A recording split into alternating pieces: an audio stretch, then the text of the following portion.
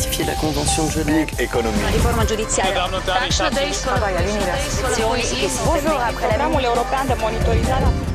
Sveiki, čia Europos naujienos, tik pas mus ES aktualijos glaustai ir originalo kalba, tad kai kurie reportažai su lietuviškais titrais. Visa tai jūsų patogumui. Na, o šioje laidoje ES savaitės įvykiai trumpai, Brexit arba dėrybos su Davidu Cameronu, ką apie tai mano Europos parlamento nariai, Eurozonos ekonomikos ir bankų sveikatos patikrinimas. Visa tai ir žinoma dar daugiau visai netrukus, taigi pradėkime.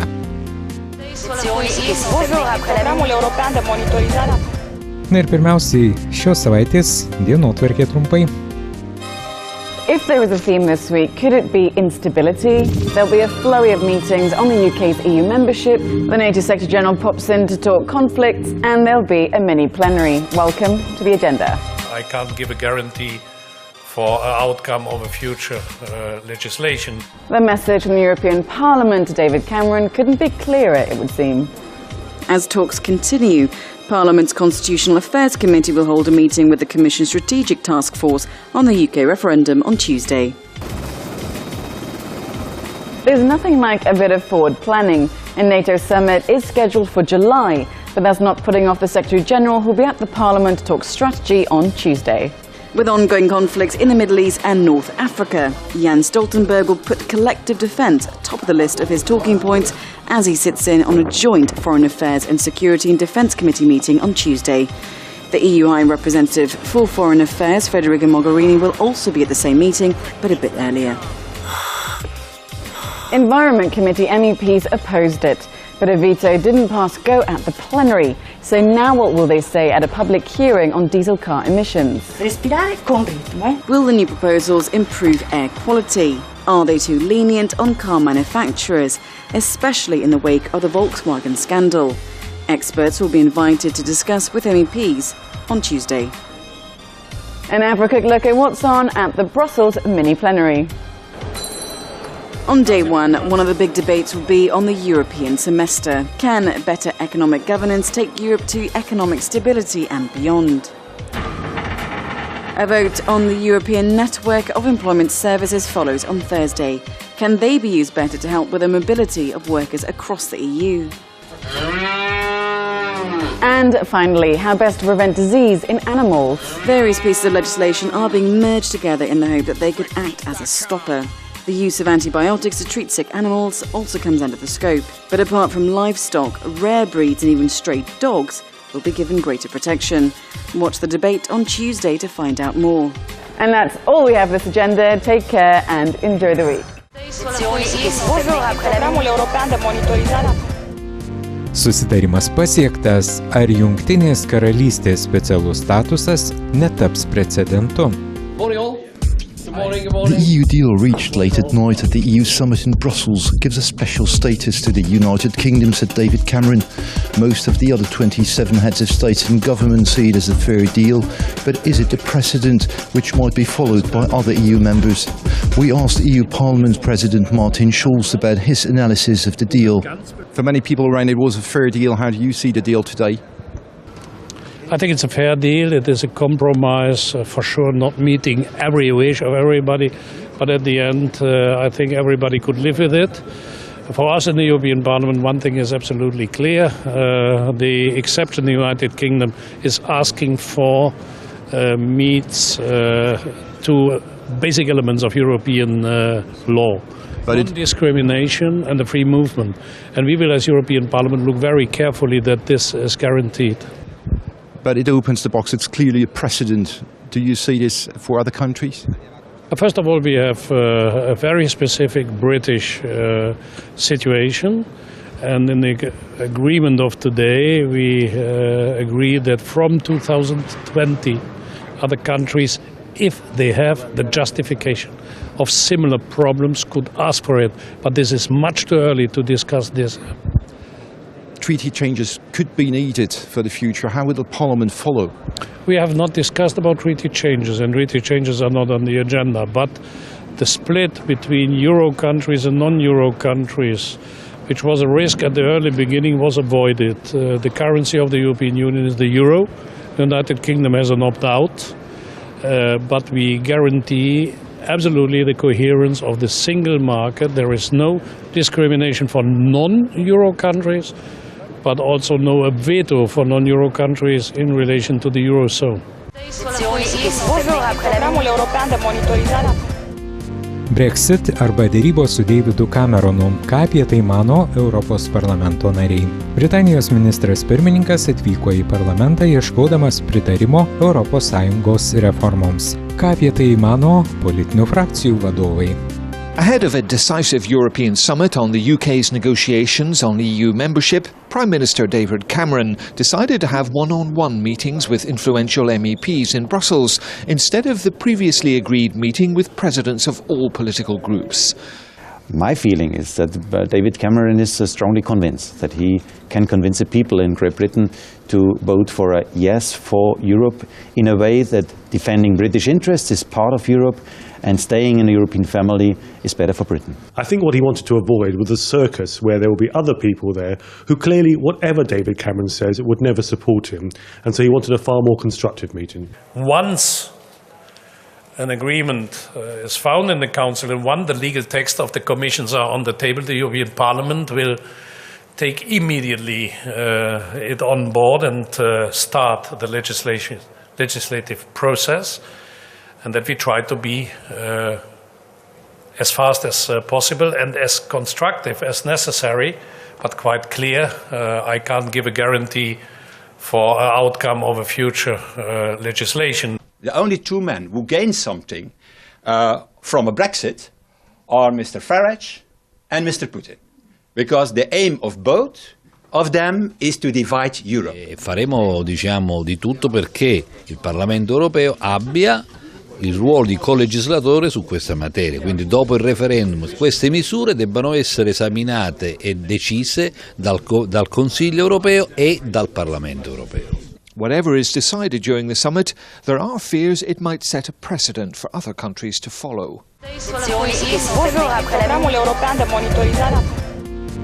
Toliau laidoje Eurozonos ekonomikos ir bankų sveikatos patikrinimas. Europos centrinio banko vadovas Mario Draghi sako, kad iki žemiausios ribos nukritusios prekių kainos padeda ekonomikai po truputį atsigauti. The recovery is progressing at a moderate pace, supported mainly by our monetary policy measures and their favorable impact on financial conditions as well as by the low price of energy. Investment remains weak. In the euro area, the situation in the banking sector now is very different from what it was in 2012. Perhaps most importantly, euro area banks have significantly strengthened their capital positions over the past few years. There is a subset of banks with elevated levels of non-performing loans. However, these NPLs have since been adequately provisioned for. It is becoming clearer and clearer that fiscal policies should support the economic recovery through public investment and lower taxation. The ideal objective of this negotiation would be to anchor the UK in the European Union and having the European Union and the UK working together. We should take this opportunity for deepening our monetary union integration. The 500 euro note is being viewed as increasingly an instrument for illegal activities. So it's in this context that we are considering action on that front. Įvaikinimų be gimdytojų sutikimų minų laukas Europoje. Naujojoje gyvenamosios vietos šalyje Europoje teisinė pagalba beveik nepasiekiama tėvams, kurių vaikai be sutikimo paimti globon arba įvaikinti. Martin and Katarzyna live in the town of Bad Hersfeld in Germany. Both of them have dual Polish-German nationality. The couple has been fighting German social services for over 2 years. They want to get back their son, Lukas, who was placed in foster care at birth. In the apartment, everything reminds them of the absence of their child. Wir sind hier im Kinderzimmer von Lukas.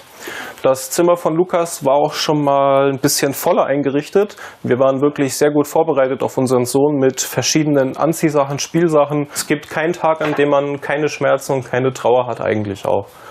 Ja, und diese Trauer wird auch nicht vorüber sein, bis unser Sohn nicht wieder da ist. German social services claim the parents were unable to care for the child. In the past, 3 of Katarzyna's children from a previous relationship were taken into care. Wir haben mit unserem Sohn gesprochen, als er im Bauch war. Wir haben ihn gestreichelt, gesprochen. Er hat unsere Stimmen immer mitbekommen und gehört und so.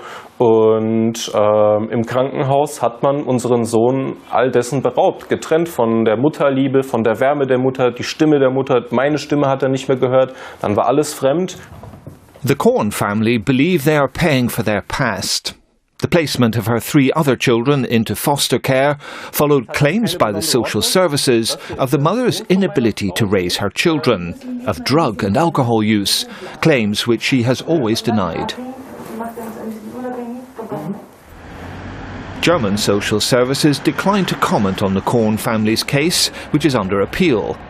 But questions are being asked about whether the dual nationality of Martin and his partner has a bearing on the case. We put the question to a youth welfare officer who is external to the case. Recht gilt für alle, die hier in Deutschland ihren Wohnsitz haben und hier auch leben. Das Recht wird für alle angewandt, unabhängig davon, welche Nationalität oder welchen kulturellen Hintergrund sie haben. An opinion that is not shared by the family's lawyer. Man sagt, dass die Mutter ganz abstrakt nicht in der Lage sei, ein Kind zu erziehen. Noch auffällig ist, dass Familien mit einem Migrationshintergrund weitaus öfter Probleme mit dem Jugendamt haben als Familien deutscher Herkunft. In the coming days, the courts will decide whether Lukas will be placed for adoption or returned to his parents. The issue of adoption without parental consent or non-consensual adoptions has been raised by EU citizens at the Petitions Committee of the European Parliament. Many of the cases involve parents or a parent who are not from the country where the adoption is taking place. The committee has received many cases, 245 from Germany, 44 from Denmark, 22 from the UK, 12 from the Netherlands and 5 from Slovakia. A phenomenon that is amplified by worker mobility within the EU. It is extraordinarily complex because every country has its own legal systems, and what we're trying to do is, in the case of cross-border situations, to make sure that the legal systems aren't in conflict. There should be better coordination between family courts across Europe to ensure that, for example, the case of a Polish mother living and working in the UK but who might have parents in Poland who could look after her children in the case of that the children need to be taken away from their parents, that would be possible within EU rules. So that's what we're pushing for. Parliament's Petitions Committee will examine the petitions received in detail and will publish a report which may include proposals to help families affected by this issue.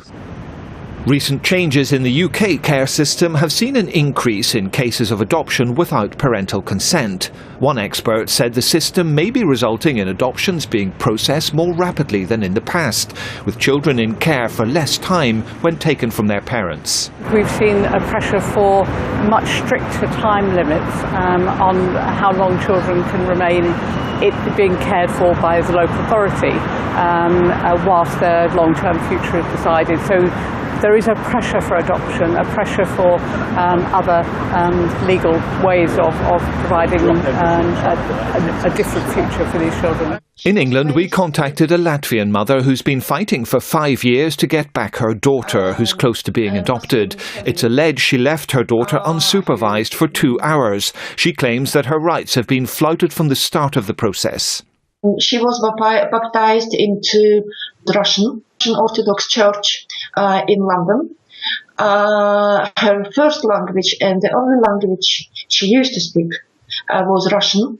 She was placed in the first place. She was placed with a Muslim family who certainly they never spoke Russian.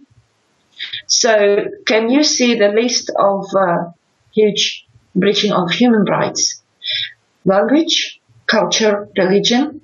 In London, we met with a former judge specialised in family law. He recognises the complex nature of cases involving different nationalities, but in his view, the system has improved over the years. There is absolutely no doubt that non-consensual adoption of children is much more commonplace in England and Wales than it is in other member states. In each case, the welfare of the child is the paramount consideration. The trial court can only order adoption if nothing else will do. Lila is losing hope of seeing her daughter again. She submitted a petition to the European Parliament and is seeking to appeal the decision in the European Court of Justice. She will continue to fight for her return.